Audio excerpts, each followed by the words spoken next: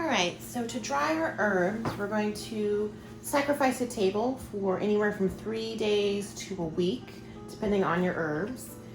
And all you're going to do is lay out some paper, like brown paper bags or paper towels or clean cardboard. Next up, we have some sage.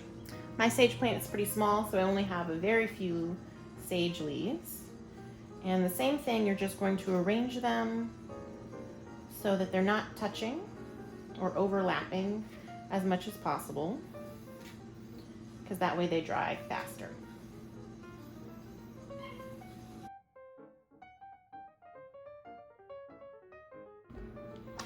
So now that we have all of our herbs arranged, we're either going to cover them with paper towels or clean kitchen towels. I'm going to use clean kitchen towels, and this will blot up some of the water and moisture, as well as keep dust and bugs and cat hair and things like that off of our herbs.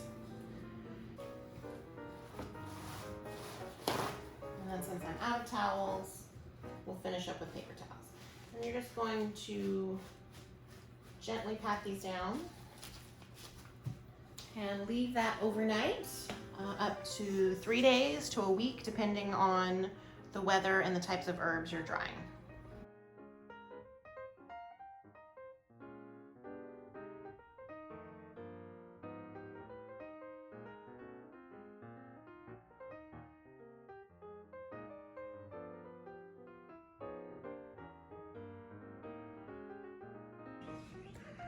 So here are all my dried herbs after about 5 days of drying.